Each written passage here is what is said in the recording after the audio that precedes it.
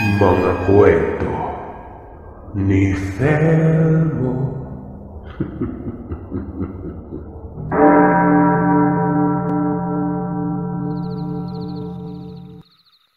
Sa kabila ka, Baste. Dito naman ako sa may daanan. Sambit ni Mang Rick sa kaibigang albularyo.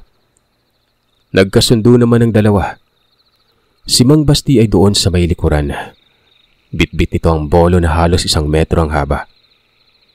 Ito yung uri ng patalim na ginagamit ng mga rebelde. Mahabang itak na waribay pangkatay ng tao nun. Maya-maya lang, palakas ng palakas ang pagkagaskas. Kasunod na nito ang nakakapangilabot na pag-angil. Dahilan namang kinabahan si Mang Rick. Wari niya kasi sa naririnig niya ay hindi ito nag-iisa. Bukod pa dyan, nasaan yung aswang pa ito? Pero wala pa namang kumusyon na nagpapakita sa lugar. Doon lang sa liblib ang kagaskas na yun natangil. Hanggang sa hindi na angil, kung hindi ungol na animoy may sobrang nasaktan. Putik na. Ano nang nangyari dyan, Rick? Hindi ko alam. Wala pang nagpapakita eh. Sagot ni Mang Rick sa pagsambit ni Mang Basti noon. Hanggang sa nagkaroon ng katahimikan. Nagtaka noon si Mang Rick. Lumapit siya bandang hanggan ng teritoryo.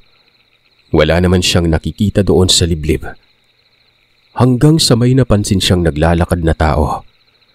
Patungo ito mismo sa kanyang direksyon. Nakaumang na noon ang kanyang itak. Inihanda na at baka gabunan na ito. Hindi niya maaninag ang mukha gawa ng madilim talaga.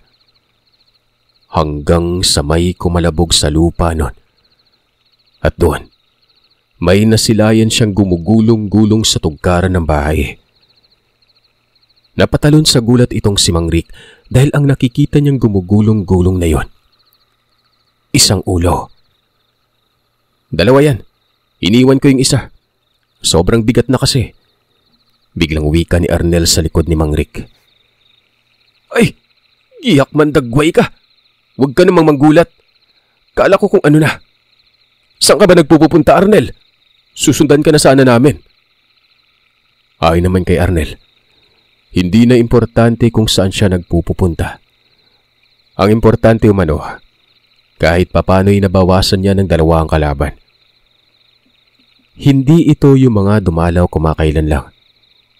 Iba, yung babae na gabunan, nakatakas ulit umano. Dagdag pa nito ay nakita niya din si Dandigo pero naglaho yun ang lapitan niya. Naroroon yung 2 labi, Mang Rick. Ikaw na bahala dun ha. Alis na ako. Huy! Uy, teka! Saglit lang! Aba, hindi ako pinapansin ha. Mabilis kasing naglakad paalis noon si Arnel at naglaho ito sa dilim. Samantalang ito namang si Mang Baste. Nagulantang din na makita ang ulo ng aswang sa tugkaran. Nagtanong kung sino ang pumatay at ang sabi naman ni Mang Rick ay si Arnel umano. Gaya ng dati, tigapulot ng labi si Mang Rick pero sa pagkakataong yun ay 2 na sila ni Mang Baste. Walang ano-anong pagkatapos may libing ang labi ay umalis din kaagad ang mga ito. Sinusundan nila ang presensya ni Arnel pero nawawala at bumabalik ito. Kumbaga, patay sindi at walang tiyak na direksyon. Inabot na lamang yun ng umaga pero hindi nila makita si Arnel. Kung susumahin, halos nalibot na nila ang buong biyen nun. Mapadako tayo sa sitwasyon ng binata. Kasalukuyang nasa Trinidad ito. Inaalam ni Arnel noon ang galawan ng mga aswang dahil baka natunugan na nito na may mga kaibigan siya. Partikular na kay Ellen nun. Doon talaga siya pumuslit sa tindahan kung saan ito ang tambayan sa tuwing tumutoma ng alak. Uminom pa ng 1 boteng kulafo ito na parang wala lang. Nakatabo ng damit ang kanyang ulo. Alam niyang kapag may nakakakilala sa kanya ay tiyak lalapit ito. At katulad ng dati, magpapatulong na naman sa gamutan, lalo na sa pagpapahilot. Napakadungis ni Arnel noon. Wari ba'y galing sa uma dahil nakayapak lamang ito at ang duminga ng mga paa. Hanggang sa hindi niya namalayan noon na nakita pala siya ni Helen. Ang dalaga sa mga sandaling ito. Kahit magtabon pa si Arnel ay nakikilala niya yon. Hindi lumapit si Helen. Bagkos ay hanggang titig lamang sa malayo. Hanggang sa nasipatan siya ni Arnel at nagkatitigan silang dalawa. Nakanganga binata na waribay nagulat sa mga nakita niya. Akala niya, lalapitan siya ni Helen kaso tumalikod ito at naglakad ng mabilis. Pero bago mangyari yon, nakita ni Arnel ang nakasimangot na mukha nito na parang galit. Nawala ang atensyon ni Arnel sa aswang. Napalitan ito ng tensyon sa nararamdaman niya kay Helen. Naiisip niyang sundan kasi nga nais niyang humingi ng pasensya. Pero pinili niyang manatili na lamang dun sa tindahan. Napapangunahan siya ng pagkabigo nun. Baka kasi hindi siya pansinin ito. Tanghaling tapat. Nagpatuloy sa pag-iinom si Arnel. Hanggang sa magkaroon ito ng tama ng alak. At dito, umiral ang kanyang lakas ng loob. Ang lakas ng loob ay hindi partikular sa aswang kung hindi partikular sa pagdalaw sa babaeng yon. Kahit sobrang dugyot niya noon na parang pulubi ay binagtas ni Arnel ang maliit na daanan patungo sa kinaroroonan ng bahay nila Helen. Pero naudlot yon nang makita niya si Dandigo. Nakatanaw sa kanya ito sa bandang kanluran. Ilang distansya mula sa bahay nila Helen. Kung kaya naman pasimpleng dumaan na lamang ang binata sa bahay imbis na bumisita. Dumiretso ito sa likod kahit wala namang landas doon ng tao. Nasipat niya pa nga si Helen noon na sumilip sa bintana pero hindi niya ito pinansin. Na makalayo-layo ng konti, tinanaw niyang muli ang kinaroroonan ni Dandigo. Naroroon pa rin ito, pero malapit na sa isang bahay doon. Kumaga, nakatambay sa gilid ng malaking puno sa labas ng bakuran ng bahay na yon. Tinitigan ito ng masama ni Arnel at habang nangyayari yon ay unti-unti niyang nilalapitan ito. Pero saglit din siyang tumitingin sa palibot, baka kasi may iba pa.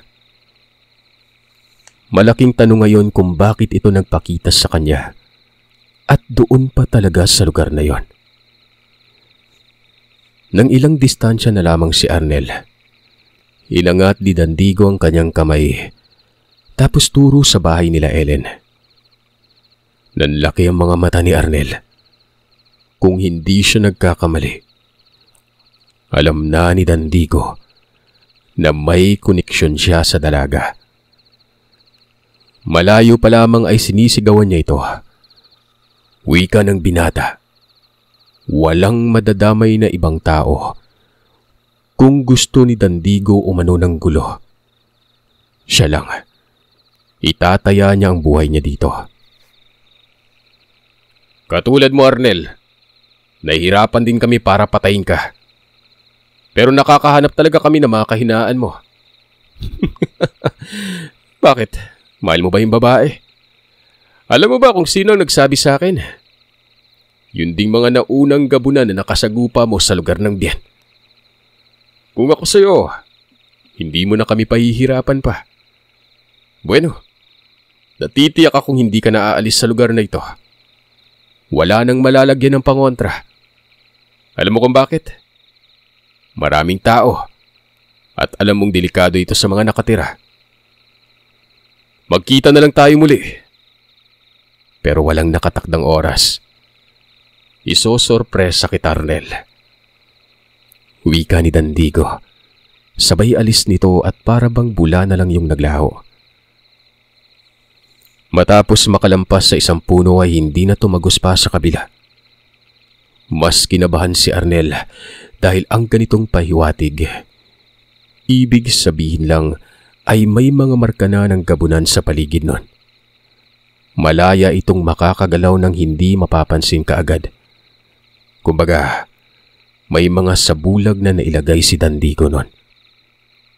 Tama ito. Hindi nga pwedeng malagyan ng poder ang paligid na yon. Lalo pat ang kinakailangang ilagay ay yun pang malulupit na orasyon at pangontra na siya namang magdudulot din ng pinsala sa lugar. Pangkalahatan na kasi yun at may mga tao dong may hindi magandang loob. Posibleng mamatay gaya na lang ng may masasamang ugali. Dahil ang poder para sa tao at nilalang na may masamang loob at galit sa kapwa nun. Hindi naman may iwasan sa isang lugar yon. May mga alitan din kahit palihim pa yan. At may mga taglay itong mga sama ng loob na kung minsan pa ay nakakapagbitaw ng maldiksyon. Yung tunglo, libak o maldisyon. Pero masama pa rin yan kaya uubra ang poder na nakalagay. Maliban na lamang kapag organiko, kagaya na lamang ng lalaking papaya. Yun nga lang talaga, kailangan ng mahabang oras para ihanda ito. Lalo na ang pagtanim ng papayang lalaki ay mahirap talaga kung iisipin nun. Napapamura si Arnel. Wala siyang magawa kung hindi ang kausapin si Ellen. Pero ang problema, kung maniniwala ba ito sa kanya? Lalo't alam niya namang may galit ito. Pinunta niya ang bahay ni Ellen. Nakita niyang dilag sa loob na tila ba may pinagkakaabalahan. Nakayuko ito. Tila tumaliwas ang plano ni Arnel. Tinatamaan siya ng matinding pagkahiya. Nasilayan niya muli ang dilag. Napapailing si Arnel. Napaisip ito na sana hindi na lang pala niya kinutya. Para na kasing binabasura niya ang pagmamalasakit ng babae nun. Pero kahit papano'y nagiging matatag itong si Ellen. Hanggang sa napabaling ang atensyon ni Ellen sa kanya. Nagkatitigan silang dalawa. Langlambot ang tuhod ni Arnel. Hindi galit ang tingin nito pero walang kaimo-emosyon na tila ba nakatitig lang ng parang wala lang. Sinubukan niyang iangat ang kanyang kamay. Pasimpleng kinawayan kasabay ng pahiyom. Yung pahiyom, simpleng pagngiti ito na para bang kinikilig pero napapansin niyang unti-unting nagsasalubong ang kilay ni Ellen nun. Lumapit ito sa bintana at isinara. Sa mga puntong yon, nanlaki na lamang ang mga mata ni Arnel. Tinawag niya si Ellen pero hindi ito tumutugon. Yung ilang mga kapitbahay, nakatanaw sa kanya na siya namang mas lalong ikinahiya ng binatilyo. Kinapalan niya ang kanyang muka. Ellen? Ellen? Ellen? Huwag ka na magtampo. Ellen? Pakiusap, Ellen! Sabi ni Arnel. Bali nasa gilid siya ng tahanan noon. Narinig ni Arnel ang pag-uusap sa loob na wari by nanay ni Ellen ito at ang dalaga. Nagtanong ang nanay kung sino bang nasa labas pero sinabi ni Ellen na hindi niya umano kilala. Mukha umanong taong grasa at magnanakaw. Napalunok na lamang ng laway noon si Arnel habang pinapakinggan ang pag-uusap sa loob na para bang pinagkakalunlon o kinamumuyan siya nito. Hanggang sa nagbukas ang pinto sa may kusina. Lumabas din ang nanay ni Ellen noon at nang makita si Arnel nito ay nanlaki ang mga mata ng ginang. Oy Ellen, anong sabi mo? Taong grasa? Aba hindi naman Si Arnel ito Arnel, ano ba't nariyan ka? Bakit hindi ka pumasok sa loob bukas naman ang pinto para sa'yo? Sambit ng nanay Helda kay Arnel. Mabilis namang sumabat sa loob ng tirahan noon si Ellen. Huwag daw papasukin si Arnel, may saltik daw ito sa utak. Galit umano siya dito. Aba, paanong galit ka 2 beses pa naman kayo nagkita? Parang lumalabas na ikaw pa ang may saltik. Respetuhin mo nga manggagamot. Hindi mo ba alam na ito yung nagpagaling sa tatay mo? Teka, bakit galit sa itong anak ko Arnel? Dito dali, pumasok ka sa loob. Dito ka na lang sa kusina dumaan. Ellen, ipaghanda mo na makakain tong binata. Si Arnel ba yan, Hilda? Abay, patuluin mo. Hoy anak, asikasuin mo itong si Arnel. Ba't ka ba nakasimangot dyan? Asikasuin mo yung bisita natin. Biglang sabat ng tatay Amando nun.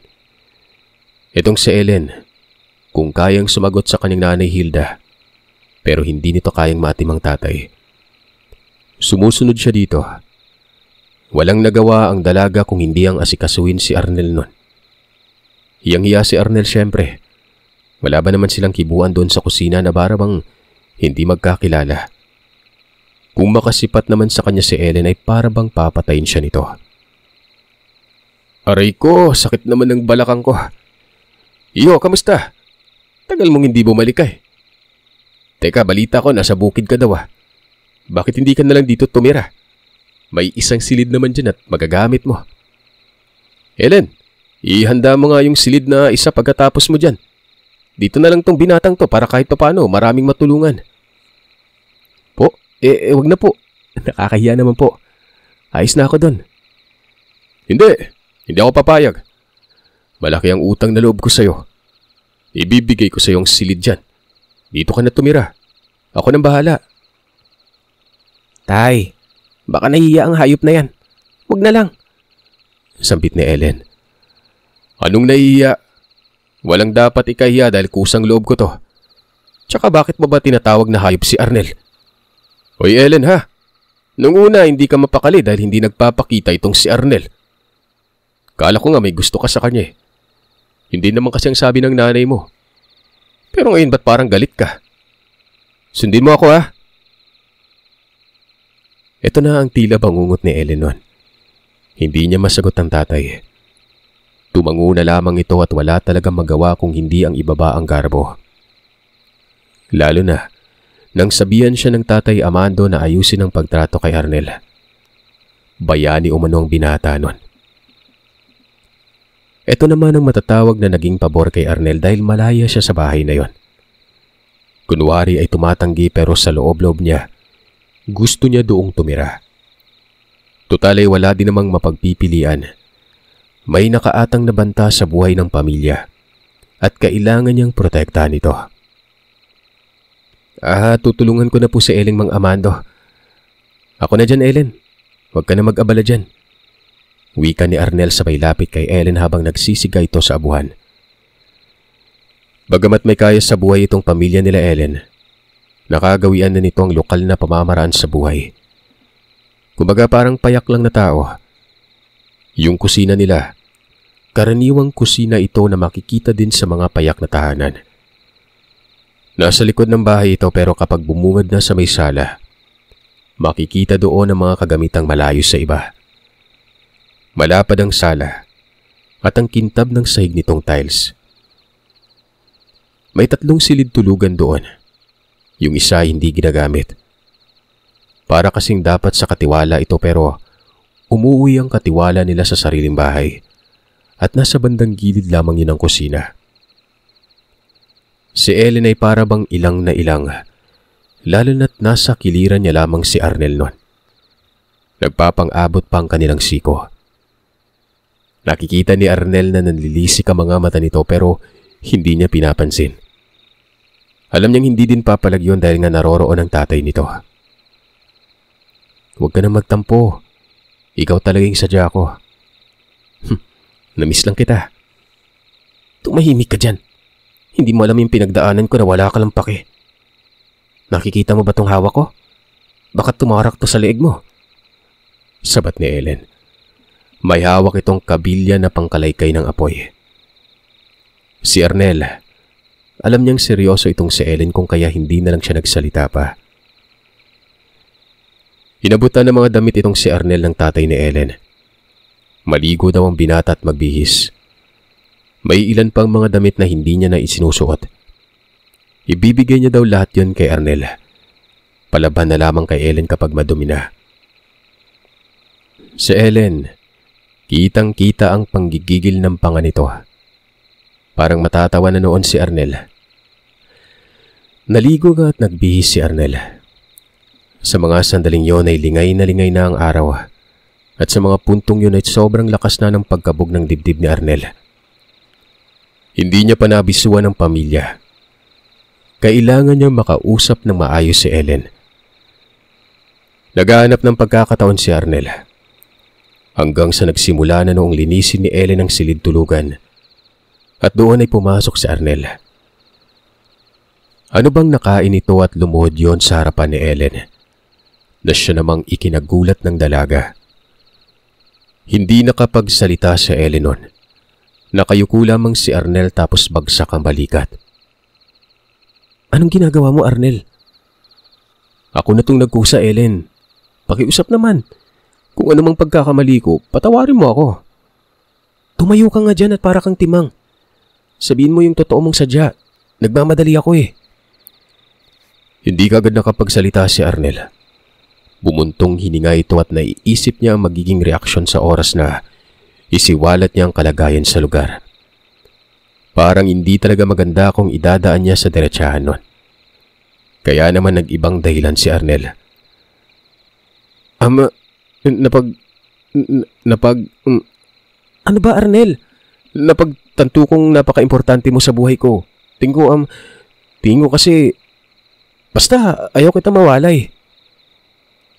Napatulala si Ellen. Nawala ang kanyang galit. Sa halip, natuwa siya sa isiniwalat ni Arnel. Ang totoo, inaantay niya lang talagang magsalita o maghayag itong binatilyo. At kahit alam niyang hindi itinuloy ang sinasabi pero gets niya na umano yon. Kung kaya naman nagbuntong hininga siya at pinatayo si Arnel. Nagsalita si Ellen. Eto na, hindi na ako mawawalay sa'yo. At ikaw din hindi na mawawalay sa akin. Tumayo ka na diyang hayop ka. Tulungan mo ako dito nang mapadali tayo. Kamusta ka na ba? Bango mo ha. Ginamit mo yung sabon ko, no? Nako, para sa kwan ko yun. Para sa ano? Para saan? Yung nasa maliit na bote ang ginamit ko. Lamig sa katawan. Ibang klaseng sabon yun. Yun ba? Para saan ba yun? Wala, wag mo nang pansinin pero wag mong gagamitin yun ulit ha. Sabi ko na hindi mo ako matitiis. Napapamura na lamang sa isip noon si Arnel. Sa wakas ay maayos ng pakikitungos sa kanya ni Ellen. Naiiba na din kumpara dati na laging nakasimangot. Ngayon kasi ang lagkit na makatitig nun. Ito na ang pagkakataon na masabi niya na ang lahat pero hinantay niya munang matapos ang trabaho. Pasimple niyang sinabihan si Ellen na mag-uusap sila mamaya. Ito namang dalaga. Kiniligan mo ka. Napangiti ka agad na wari bay. Iba ang sasabihin ni Arnel. Parang pangliligaw na ito pero nauuna nang magparamdam. Matapos makapaghapunan noon, lumabas ng bahay si Arnel. Inaalam niyang sitwasyon ng lugar. Sa mga puntong ito ay napansin siya ni Ellen. Iba ang pagkakaintindi niya sa paglabas ng binata. Wika niya sa sarili niya. Ito na siguro yon. Kung kaya naman nanuklay pa ang dalaga at ang daming anik-anik sa katawan. Nag-lipstick. Nakakala siguro hindi sisimangot ang mukha sa kung anong malalaman. Sa hindi malamang dahilan, biglang nagsidatingan itong dalawang albularyo. Balisa ang mukha at halatang hapong-hapo ang katawan. Galit na galit si Mang Rick. Ayon dito ay para na umano silang turista na gumagala kahit saan kakahanap lamang kay Arnel. Tapos matatagpuan lang pala ito sa bahay na kung saan iniisip nilang hindi ito pupunta ng binata. Ang ingay mo naman, Mang Rick. Oh, eto na. Nakita niyo na ako. Bakit niyo ba ako hinahanap? May nagutos ba sa inyo? Ano bang ginagawa mo dito, Arnel? Dinadala mo dito yung mga gabunan. Kitang ikaw yung puntirya nila eh. Sabat ni Mang Rick. Isiniwalat ni Arnel ang lahat. Maging ang dahilan kung bakit niya pinuntahan ang lugar na yon. Nagulat ang dalawang albularyo.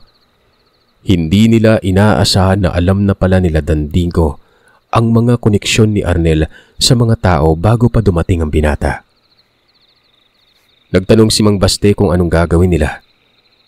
Dagdag nito, nangangamba din siya at baka pati ang pamilya niya alam na din nila Dandigo ito. Malaki ang posibilidad ayon kay Arnel.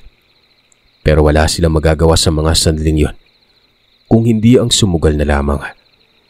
Hindi din pwedeng malagyan ng puder ang paligid.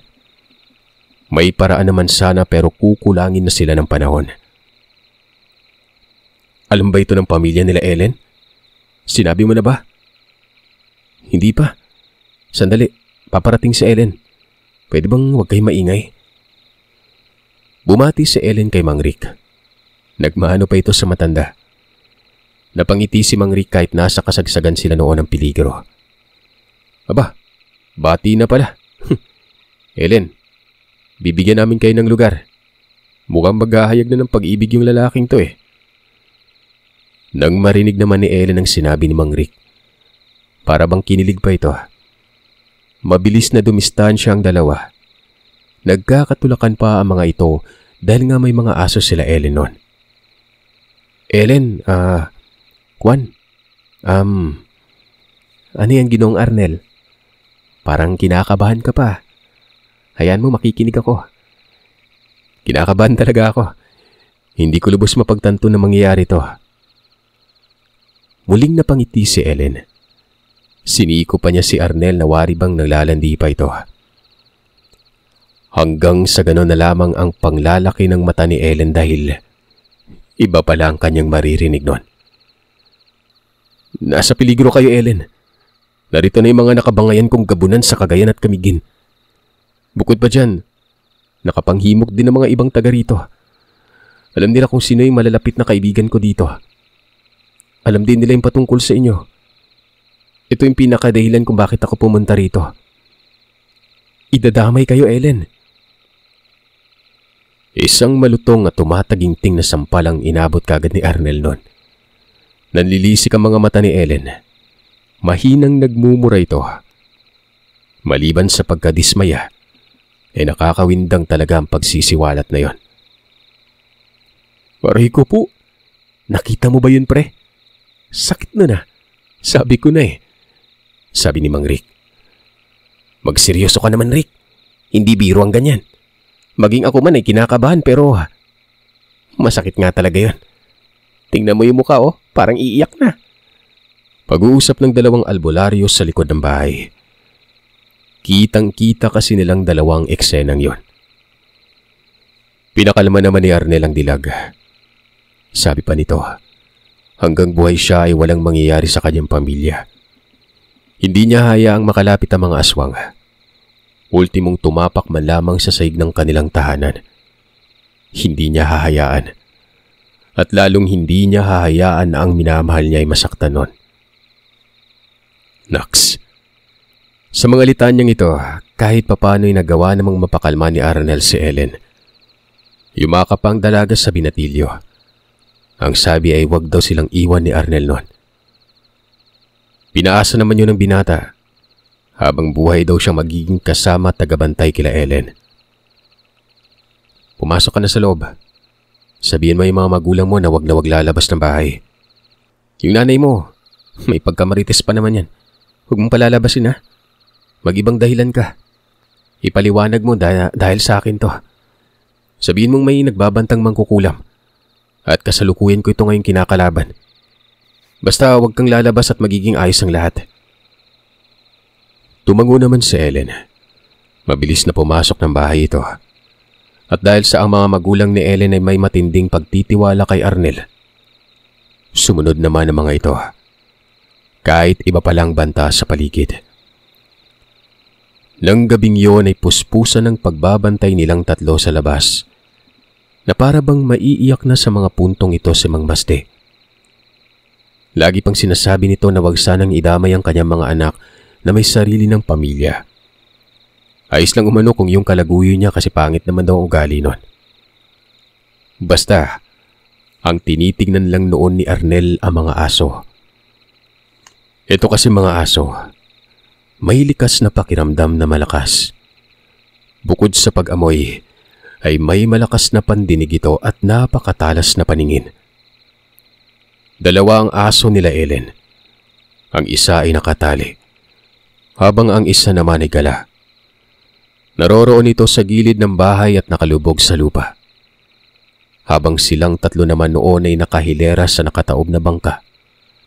Bangkang walang katigito na kasalukuyan noong kinukumpuni ang luwang dahil nga sira na. Lahat sila, nakaatang na ang patalim. Anumang mangyayari ay hindi na ito kinakailangan pang bunutin. Bagkos ay ihahataw na lang. Malalim na ang gabing yon.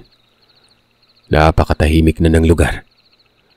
May ilang bahay na patay na ang ilaw. Habang ang ilan naman ay nakabukas pa pero wala ng tao sa labas. Ang sabi ni Arnel, mapatumba lamang daw si Dandigo ay wala na siyang iba pang dapat isipin. Dahil ito lang naman ang namumuno ngayon. Ang susunod niyang tutugisin ay ang tatay nitong si Victor. Para na rin wala nang magdikta pa sa ibang lahi at tuluyan ng mapundi ang mga gabunan. Maya-maya pa, narinig ni Arnel na parang umiiyak ang dalawang aso. Tapos ang likot ng mga ito. Nakiramdam ang binata at napagtatanto niya na may kumikilos ng mga nilalang sa paligid nun. Kung kaya naman nagmungkahi siya sa mga kasama na ihanda ng sarili. Kung ano ang pinakamalakas na poder, sangbitin na daw ito para protekta ng sarili nun. Naghiwalay sila nun. Si Arnel patungo sa likod, habang ang dalawa naman nasa magkabilang gilid. May ilaw sa harapan ng beranda, kaya kumpiyansa silang hindi manggagaling doon ang kalaban.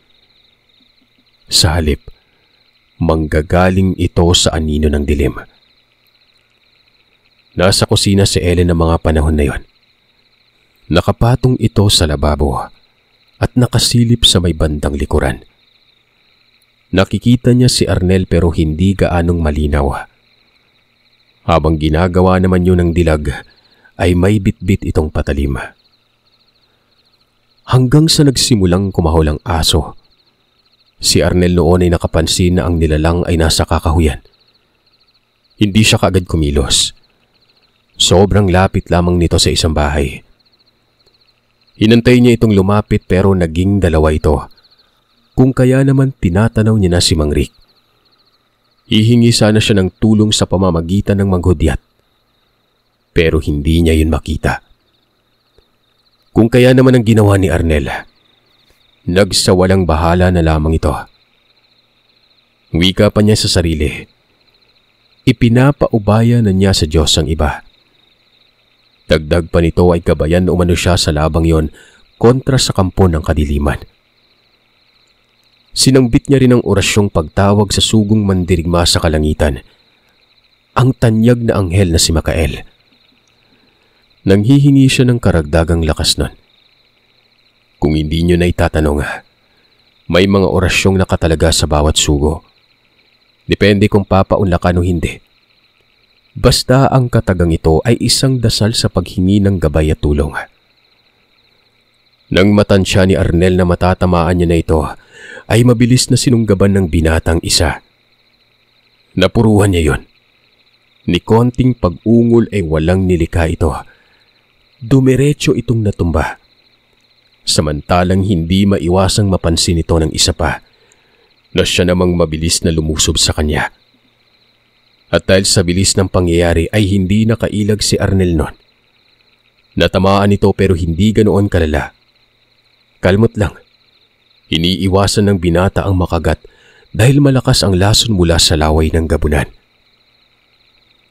Nakikipagbuno siya sa may kakahuyan nun. Ang hindi niya alam na ang kabunong ito ay yun pang bumisitang gabunan noon sa bahay nila Mang Rick.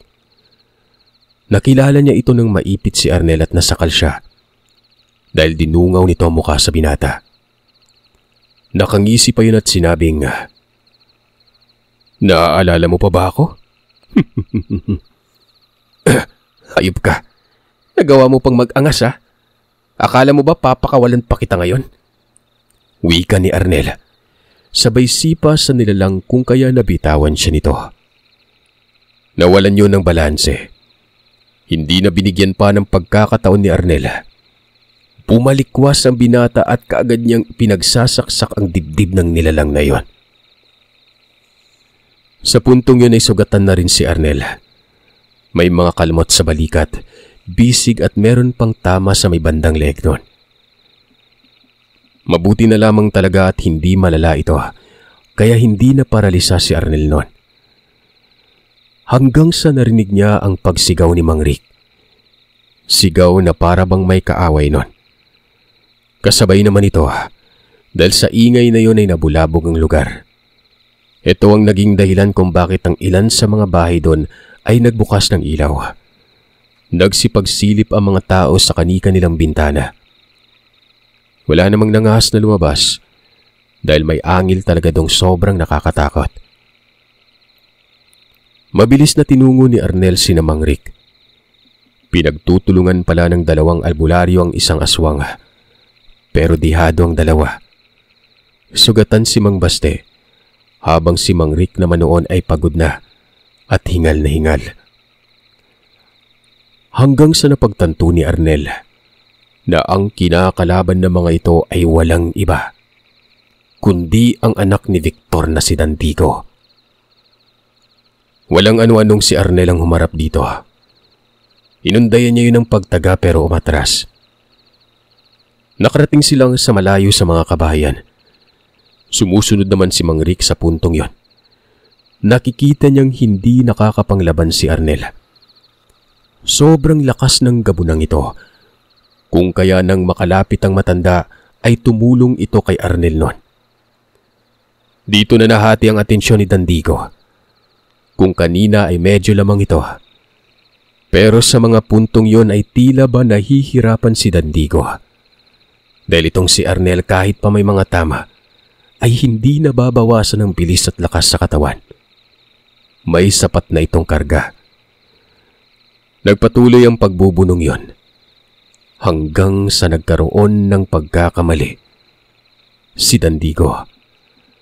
Napunta ito sa may espasyo at malayo na talaga sa kabahayan na kung saan naman mailalatag ng maayos ang bakod.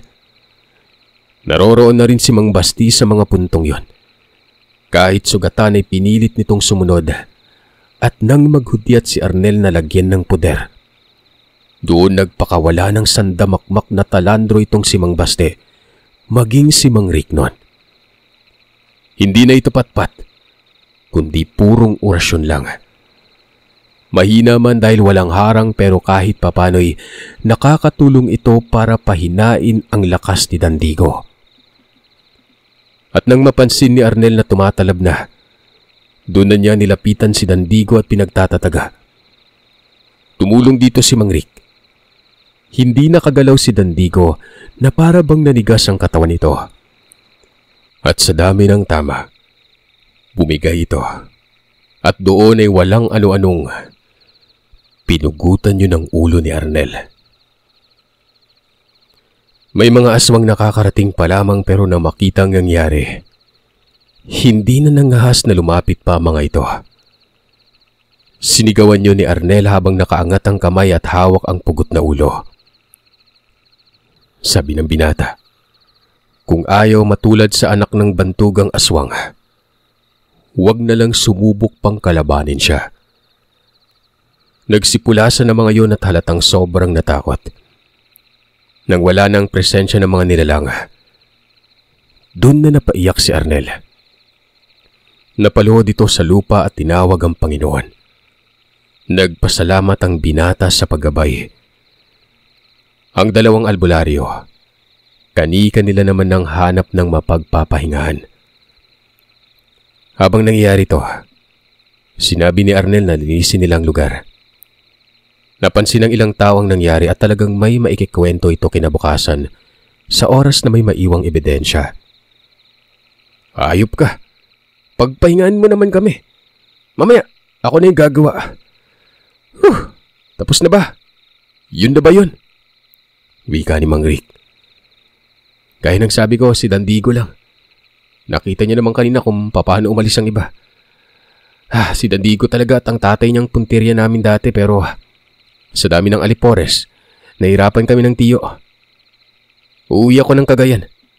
Tatapusin ko yung buhay ng Victor. Nang matahimik na rin yung kaluluwa ko at makapamuhay na ng normal. Yung may pamilya ba? May mga anak na kagaya niyo? Siyempre, si Ellen yung magiging asawa, di ba? Nagparamdam ka ding dugyot ka. Niligpit nga nila ang mga labi doon. Nilinis sa mga tilagsik na dugo. Pero magpaganon pa man, may mga bakas sa katawan nila na siya magiging rason para magkaroon ng simpatya mga tao. Umuwi kaagad ang 2 albularyo nun. Pero bago pa mangyari yun, sinabihan ito ni Arnel na ligtas na sila. Pwede na umanong makabalik ang pamilya ni Mang Rick at wag na mag-alala si Mang Basti nun. Bagamat tapos na, si Mang Rick ay hindi pa balak pauwi ng pamilya. Si Arnel, kinabukasan noon ay gulat na gulat ang pamilya ni Ellen. Marami itong sugat. Hindi alam ni Ellen ang idadahilan pero si Arnel na ang nagpaliwanag.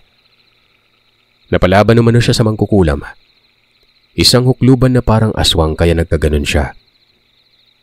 Dagdag pa ni Arnel, walang dapat ipangamba ang pamilya dahil si Arnel lamang ang may atraso doon. Malinaw at maganda ang pagkabuo ng pangungusap kaya't napaintindi naman kaagad ang mga magulang ng dalaga. Pero syempre, tuwang-tuwa na si Ellen gawa ng doon na tumira itong si Arnel. Yung mga magulang ng dilag, gusto na din nila makapag-asawa itong si Ellen. Kahit papaano'y magkaroon sila ng apo habang buhay pa. Tapos naman na sa pag-aaral tong si Helen. Pero yung ugali nito, yun pa rin. Mas malupit pa man na sa aswang dahil kung natatakot si Arnel sa gabunan, mas kinatatakutan niya ang kanyang asawa. Nabalikan din ni Arnel ang lugar ng Cagayan pero patay na pala si Victor. Ito na rin ay ayon sa kanyang tiyuhin. Nagulat pa ang kanyang tiyo noon dahil wala siyang alam na sinundan pala si Arnel hanggang Bohol. Nabiyayaan ng 3 anak itong si Arnel at Ellen. Nagpatuloy sa layaw ng pagiging albularyo itong si Arnel. Mas naging matunog pa ang kanyang pangalan. Katunayan ay pinasok niya na rin ang larangan sa pagpapaanak kahit gawain pa ito ng isang komadrona. Wala naman siyang nagawa dahil yung nahihilot niya. Sa kanya din lumalapit kapag kabuanan na.